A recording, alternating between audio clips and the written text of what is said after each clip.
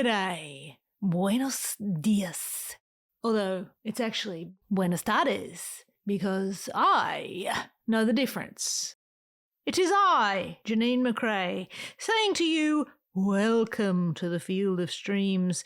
I guess we'll call it a podcast for now, even though it's not really a podcast, it's just me reading stuff, which I've kind of, I was about to say that. It is basically me reading a short piece of my writing to you, so that you don't have to. Oh man, I really messed up the intro there.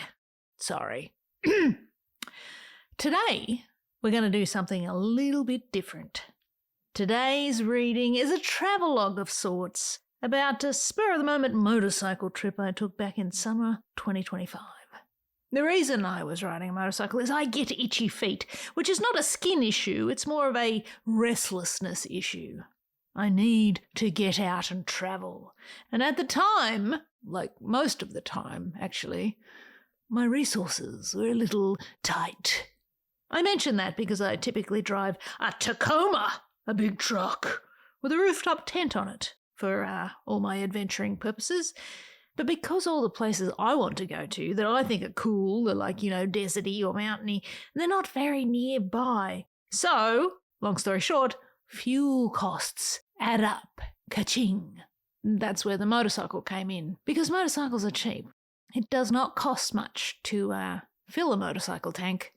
And it gets you a fair distance. I'll do a little breakdown at the end of the episode. I'll just tell you how much it costs at the end of the episode. Now, my favourite type of adventuring is camping. I have camped off a motorcycle. I have strapped a tent to it and other camping paraphernalia, and sleeping bags and such. Overloaded the poor thing, if I'm being honest. But for this trip, I really didn't feel like doing that. Particularly since I'd made the decision to do it on a whim and it was going to be the 4th of July weekend. So while I did think I could probably find a campsite on my motorcycle, the issue of bears and how to store my food was a concern. Because if you have to take a bear canister, that's like one more thing to strap to the motorcycle. I don't have room. I just realised I'm sounding very neurotic today. I apologise. The loop I'd planned included bear country, is what I'm saying, and mosquito country, if I'm being honest. And also hot at night in a tent country. You're probably getting the theme here. Basically, I'm saying I'm an old lady and sometimes I likes me comforts. So I thought I'd simplify the whole equation. Yes, do it on the motorcycle, but I'll do a credit card tour of sorts. The money I'd save in fuel by riding my little Honda CB300F, I'd put toward hotels, showers and such. And yes, I know this doesn't balance it out entirely, but I was kind of trying to justify it to myself, I guess, to use it as an excuse to actually go on the trip, to get out of the house, to go see something. If I had any goals of the trip, it was to ride mountain passes, but not just boring old, interstates. I mean, ones that have switchbacks and challenge your motorcycling abilities and skills and actually help improve them. I think the main goal was to ride through Yosemite. Yosemite is one of my favourite places on earth, and at the time of this trip it had been a very long time since I'd been in there. The thought of riding some of those roads in there and looking down Yosemite Valley and seeing Half Dome and just made me feel excited to get out there and ride. So I worked out a plan, a loop of sorts. I set a little goal for how many hours I wanted to ride per day. That motorcycle's good for commuting, but it's not really good for anything past 2 hours of butt time on that seat. I'm rambling, I'm sorry. I'm trying to figure out a way to insert the word trees into this intro because this is about trees. You might have picked that up by the name of the actual episode. I saw some incredible trees on this trip. Those trees inspired me. And what you're about to hear, yes, is a telling of the trip, but mixed in with that is a sort of love letter to trees, I guess. So it's a story about a 7-day motorcycle tour from Santa Cruz to the Sierras, which includes a ride through Yosemite, but it also includes a trip to see some bristlecone pines. The bristlecone pine part was a totally unexpected side quest that turned out to be the highlight. So once you've listened to this, go watch a short video I made while walking through the Methuselah loop. There we go. In the bristlecone forest just south of Bishop in California. If you want to go look at some photos along with that video, they're at the post. Links for both these things are in the description. So for now, sit back, relax, and allow me to read to you a piece of my writing called Are We Not Trees? Standing tall with knuckles burled, we seek the caress of a willing sun. We yearn for the touch of hope on our receding hairlines, for the flush of warmth to our bark. In a long moment of stretch, we branch out with our gnarled fists aiming skywards. In this action, huddling strong in grove and dell and chaparral, are we not the final stand? We are a defiant swatch of colour painted on an indifferent world, and like the trees, we do not give in. Knowing the inevitable, we add to our rings. Year after year after year, we live while accumulating the record of our dying. We absorb our imperfections, growing knots of knowledge while adding to our timelines. This is where we were hurt, and this is what hurt us. A fire, a flood, an especially harsh winter for love. In our resilience, our defiance of the parameters we exist within, we are as the Joshua, the redwood, and the oak. We continue our existence. We carry on with our carry on. We are the trees of our potential for magnificence, growing wild. Seeking a quiet I cannot find and a feeling I have forgotten, I race for the trees, for the mountains, for the sky. It's a spur-of-the-moment thing, this trip. Spontaneous, unexpected, needed. I seek. I am seeking. Seeking connection with the real of, the true thing, the back-and-forth conversation between soul and nature. I will look for it in the trees. Loading up my motorcycle with minimal gear, I will eat on the road, I will stay in hotels, and like a leaf in the wind, I shall go where I am taken. I head out early on a Thursday morning, toward Mount Hamilton and the Lick Observatory, toward the trees of the Sierras. With a rough route mapped and loaded on my GPS, I ride. Hair flapping and neck exposed to the chill of the morning, I stop once to check the security of my tie-downs, then again at the base of Mount Hamilton to change gloves before beginning the first taste of the twisties on my way up to Lick. I have missed this, the loose objective with no real plan beyond getting from A to B. What happens along the way, the alphabet of possibility, is up for grabs. Vista points and roadside diners, all are in play. Tonight I will stay in Jamestown. Tomorrow I will throttle my way up and over 2 mountain passes, Sonora and Monitor.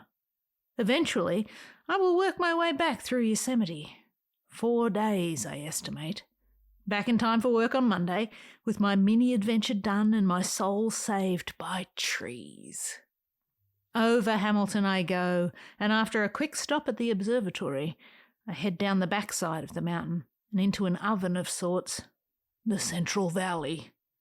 There's a heatwave coming, they say, but I should be done by early in the afternoon.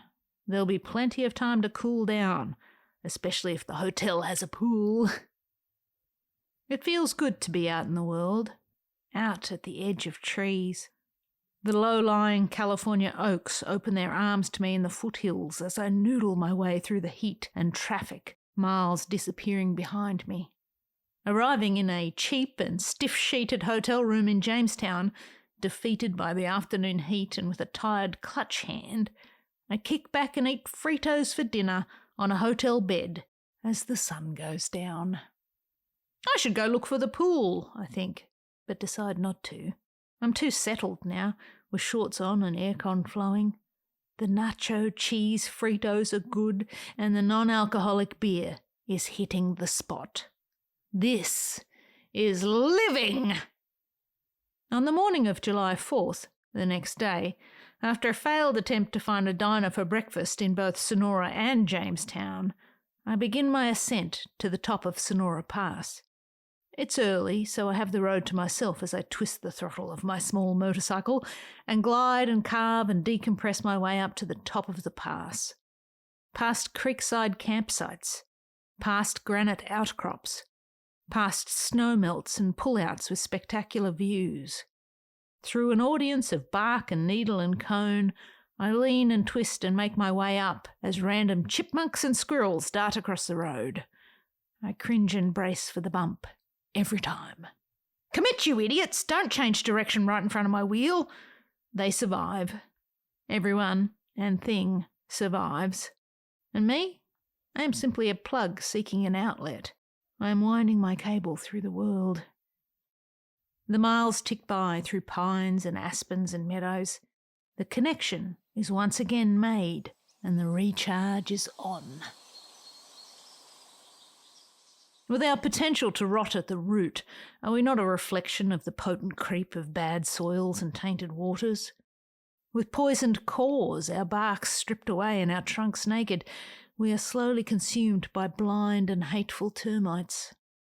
In this new horror state, we observe our glorious old growths, stunted by hot temperatures and fluctuations in the atmosphere. We are overwhelmed by our precarious views.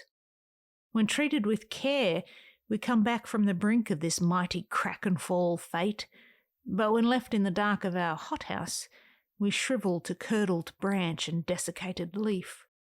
We are the widow makers, the roof takers, the road blockers, all. There exists within us an evil and malevolent sap, a threat to our delicate structures. Surging through the trunk, the branch, the root, the stem, it leaves us vulnerable to falling hard without warning and taking down everything within reach of our shadow. But we are not dead yet. We are the trees of our downfall, disease detected and searching for the cure.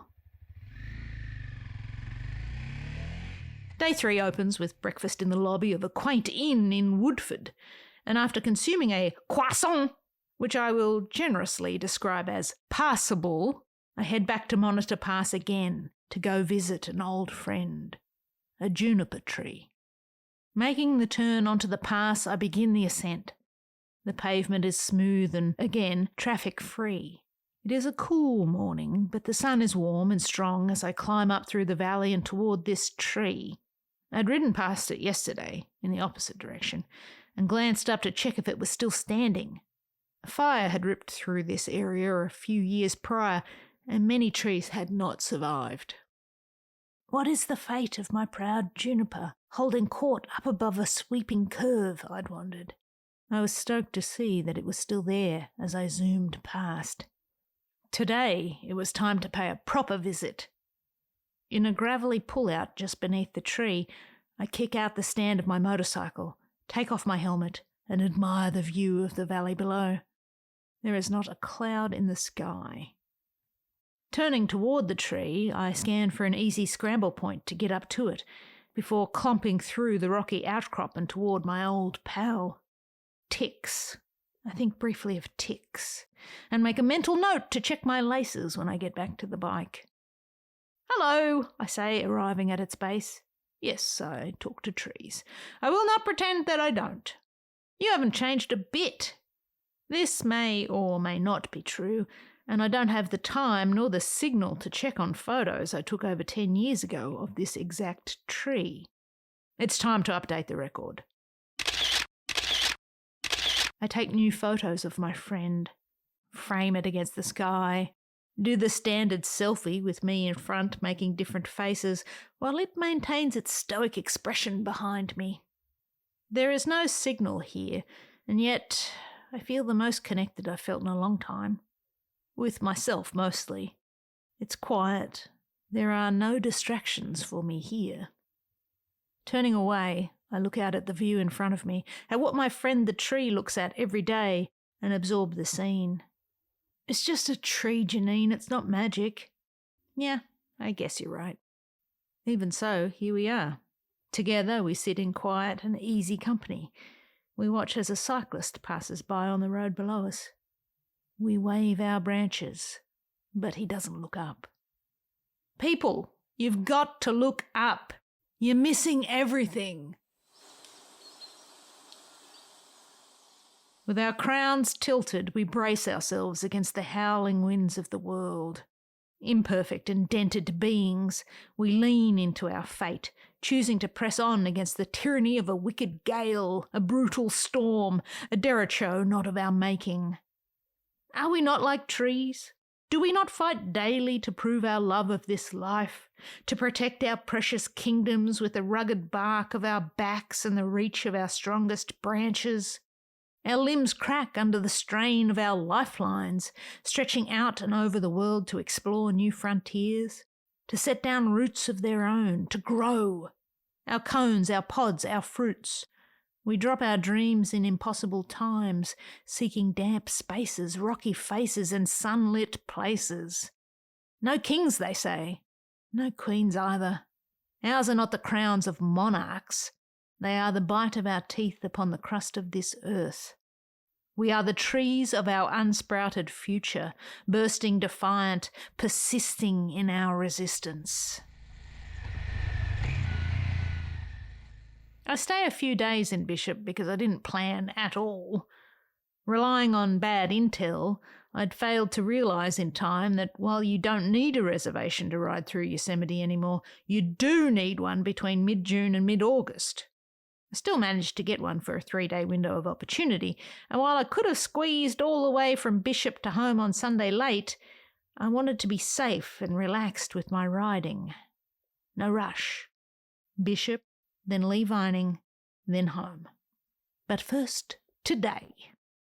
On a hot afternoon in Bishop, hunkering down at a hotel that seemed to have cemented over the pool to create an outdoor area no one could sit in this heat, I lay on the bed and cast my cursor around on Google Maps for somewhere to ride my motorcycle the following day.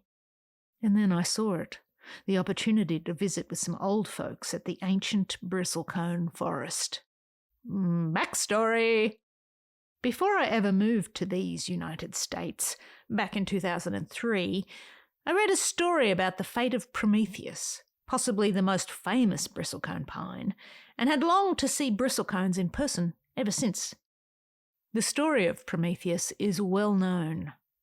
In 1964, a student from UNC, Donald Curry, hiked up Wheeler Peak in Nevada. In a pursuit of knowledge, he was studying tree rings as part of researching the climate of the Little Ice Age, he decided to do some ring reading of bristlecone pines. Hence the hike. He picked a random tree for his study, which he logged as WPN-114, and proceeded to drill his little core sampling tool into the ancient being. Now the story gets a little fuzzy. I've read conflicting reports as to the specifics, but either the tool broke off in the tree or he was having trouble getting a good sample. Either way, that doesn't really matter.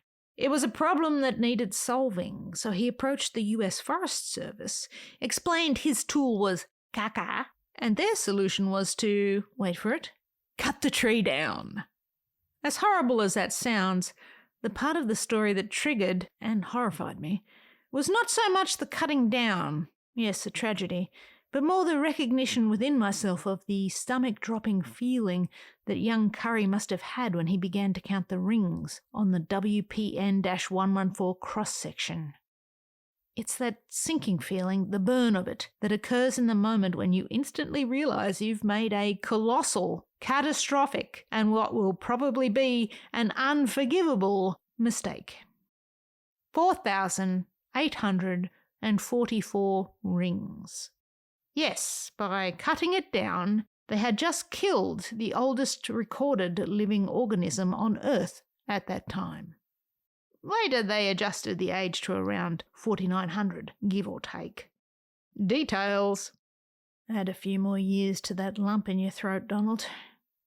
I don't know when it was dubbed Prometheus, before or after, but what a story. The current oldest organism, at 4,853 years old, is another bristlecone pine in California named Methuselah, although they say there are undoubtedly older ones out there. Methuselah's exact location is kept secret, but that brings us neatly back to today. Today, the hike around the Methuselah Loop in the bristlecone pine forest was on my docket. With a real croissant from a bakery in my belly, I set off. The ride up to Shulman Grove and the Bristlecones can only be described as a dream motorcycle ride and what is probably a brutal bicycle ride. One that I will absolutely come back and check off my list one day. It is narrow and twisty and steep in places, and the views of the snow-capped Sierras are incredible this time of year. In the parking lot, I change into my Dana boots for the 4-mile loop. I've learned the hard way not to try hike in my moto boots. Duck into the visitor centre to check in and get some recommendations, then set out for my one-on-one audience with the world's oldest trees. Each step is a wow and a ooh and ah moment. There are no crowds, so I don't hold back with expressing my appreciation out loud. The day is hot and forecast to only get hotter, but the breeze at elevation is delightful and takes the edge off. Here's a quick summary of Janeen interacting with the bristlecones. I take too many photos of them, it killed my phone at mile 3, and I talk to myself and the trees for the whole loop. I give compliments to any lump of wood that's putting on a show and catches my eye. After a mile or so, I feel an elevation headache coming on and proceed to drink all my water. I sit on a bench and eat a sandwich, gazing out at a view of even more bristlecones on the hill opposite. The wisdom of trees overwhelms me. Tell me your secrets! Nothing. It's fine. Be like that. I swing my legs under the bench. I listen. Nothing but the wind and the birds and the sound of my heaving breath settling down after the shock of hiking at altitude. Shh! The ancients are speaking. I listen, my ear tuned to the wind. Silence is not some hole to be filled, they say. Leave space for growth. Put that on a card. That's fridge door gold. We can give our all, just like trees. We can shade against the brutal heat and provide shelter in a storm. We can give our bodies to the cause, creating joyous habitats as we do so. Real ecosystems of yes and can. Our heartwoods can be rich and deep and filled with welcome refugees, of memory, of circumstance, of love and grief and triumph. Within the forest of our footprint can exist the wildest of lives beginning.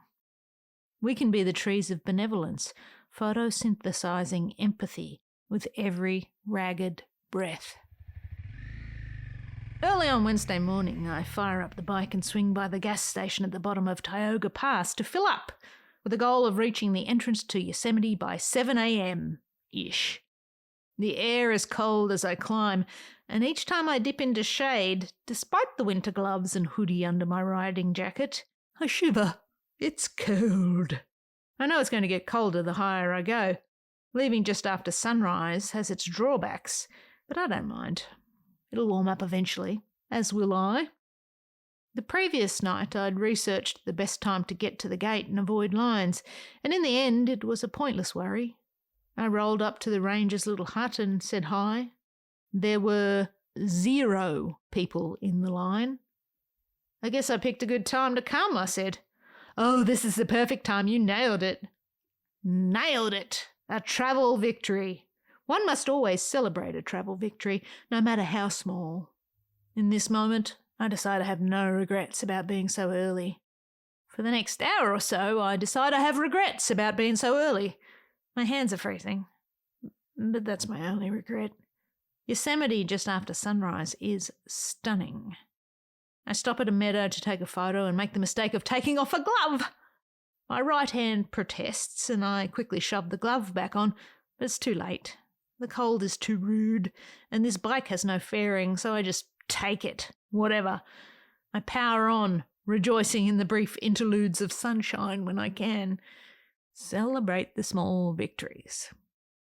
Winding through the avenues of trees and past early morning hikers heaving their day packs on, I pull over to the vista point that looks straight down the valley at Half Dome. The parking lot is empty, which I have never seen at that vista point. I park my bike sideways in a space and take more pictures I have taken many times before. I just can't help myself. It's been too long, Yosemite, too long.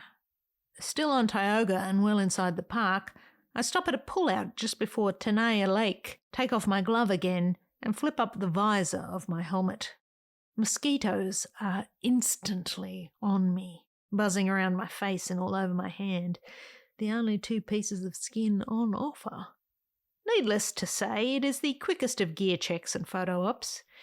If the trees are laughing at me, they don't let on. I have driven through this park a few times. I have ridden my bicycle through the valley in the fall. It's a glorious loop. And driven up and over and through, but never via the 120 and out to Groveland. To mix things up this trip, I decide to go that way when I get to the turn. It feels weird, though, to skip the best bits. And while the 120 has some nice features, it's not as mind-blowing. It would have been nice to see El Capitan. Oh well, next time. I exit the park and through the foothills and head back out and into the Central Valley to retrace my path from a few days earlier to come back over Mount Hamilton. Time passes. 5 hours, give or take. Back in the familiar redwood trees, I wind my final descent down San Jose SoCal Road to home, butt dead and hands throbbing. The tree-seeking 7-day loop closes, and with it, the circuit. The circuit is complete. I am rewired. I am reset. Through the roots and the branches and the bark and the trees, the connection is restored. Are we not trees? Look at us with our stubborn minds and resilient attitudes, us with our verdant loves and swaying bodies. Look, despite our could-be-rotten timbers and might-be-decaying minds, look at how we seek to make impossible connections and build and grow and flourish, seeking to put down roots in a place where we can just be. Look at how we cling to each other to breathe life into our worlds. Are we not trees? Deep within the sap of our bodies lies the memory of the ancients. Look at what can be made of us and what we can make of ourselves. Are we not trees? Look at how easily we are cut down, felled by injustice, and blown over by the madness of environmental forces well beyond our control. Are we not trees? We grow fast and burn quickly. We land hard, crashing through power lines and crashing backyard fences with helpless regularity, blacking out entire zip codes as we fall. Look, in the roughed-up bark of our armour and the fragility of our existence, I ask you, how are we not?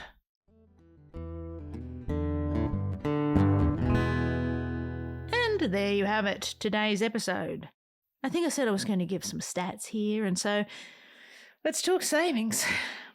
My 7-day motorcycle mini-adventure was a grand total of 941 of your American miles, which are the same as miles everywhere, but, you know, most people do kilometres. That's 941 miles, and it cost me the grand sum of $61.50 in fuel. Now, 941 miles in the Tacoma would have cost, well, I don't know, maybe $200 in fuel? That's California fuel prices. I mean, that's not 6 nights in a hotel's worth of savings by any means, but it's the experience that matters. No regrets, as they say. Okay, wrap it up.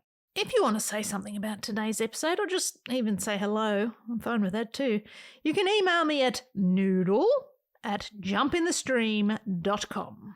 I read every single email I receive, even the spam ones.